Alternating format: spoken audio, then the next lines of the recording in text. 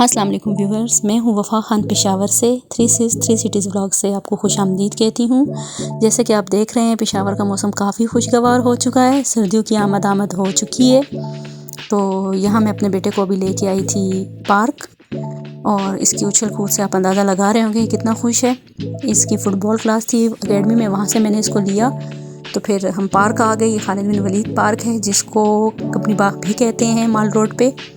तो बच्चों के लिए बस यही एक्टिविटीज़ हैं। पेशावर में इतने ख़ास कुछ पार्क वगैरह तो हैं नहीं, तो यहाँ आके मेरा बेटा बहुत ही खुश हो गया है। इसकी आप एनर्जी का अंदाज़ा लगाएं कि वहाँ उछल कूद करने के बाद यहाँ फिर से कर रहा है। अच्छा, ये सब करने के बाद ज़ाहिरी बात है फिर एनर्जी तो डाउन होनी ही थी। इनको लग गई भूख, मेरी बेटी भी साथ में थी। तो हम करीब इधर एक रेस्टोरेंट है सदर में, हिलाल रेस्टोरेंट के नाम से मशहूर है और यहाँ का एटमॉस्फेयर बहुत अच्छा है। जैसे कि आप देख रहे हैं ये है साफ़ सुथरा सा होता है। और इसका प्लस पॉइंट हमें ये अच्छा लगता है कि ये लेडीज़ के लिए बिल्कुल अलग से है। इसका एक पोर्शन है जहाँ पे सिर्फ फैमिलीज़ या लेडीज़ ही होती हैं। पेशावर में चूँकि इस बात का काफ़ी ख्याल रखा जाता है तो लेडीज़ की जगह बिल्कुल अलग से होती है।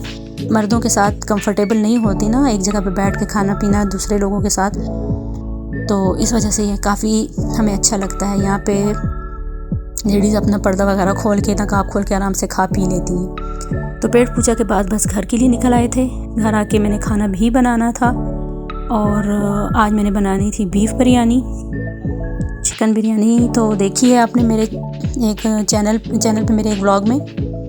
तो आज मैं बना रही थी बीफ बिरयानी। तो बीफ मैंने लिया है तकरीबन 1 kg था, कुछ हड्डी वाला था साथ में।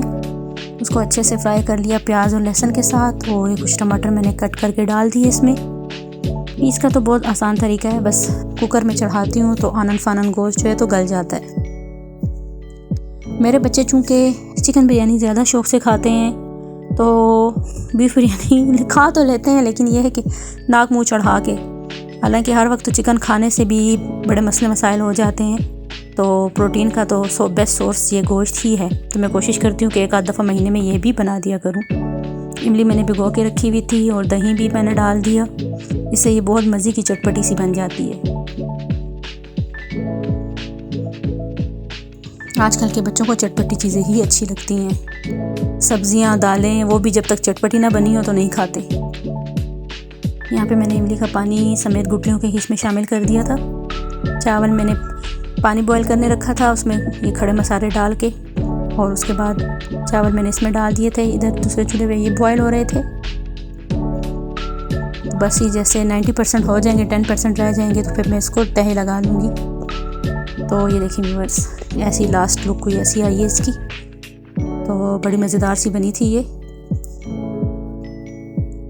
देखें एक एक दाना खिला खिला सा है। मेरा भी दिल कर रहा था क्योंकि हया ने बनाई थी लास्ट व्लॉग में, तो मैंने कहा कि मैं भी बनाती हूँ।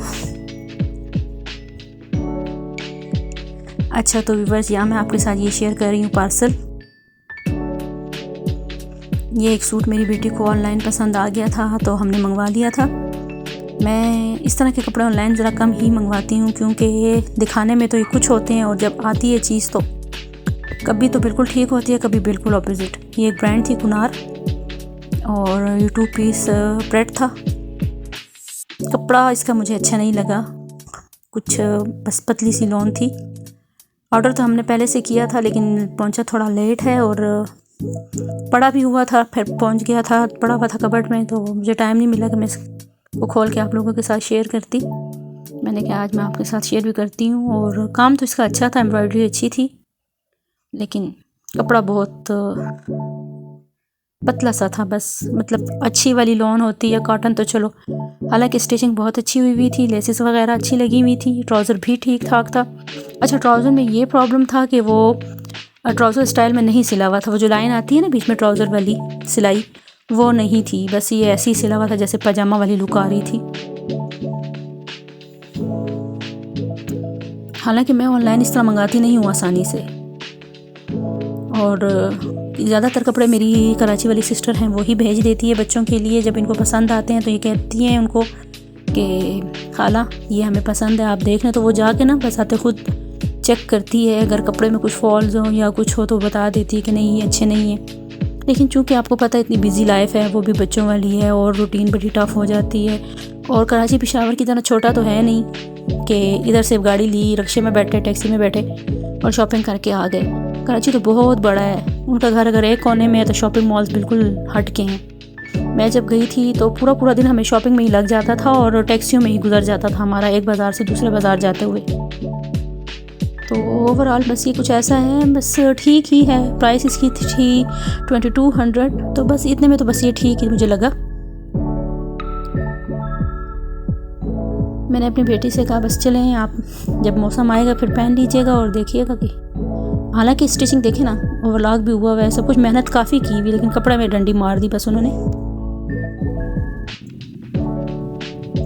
हाँ तो व्यूअर्स, ये था मेरा आज का छोटा सा व्लॉग। उम्मीद है आपको पसंद आएगा। प्लीज़ हमें लाइक और सब्सक्राइब कीजिए। ओके जी, अल्लाह हाफिज़।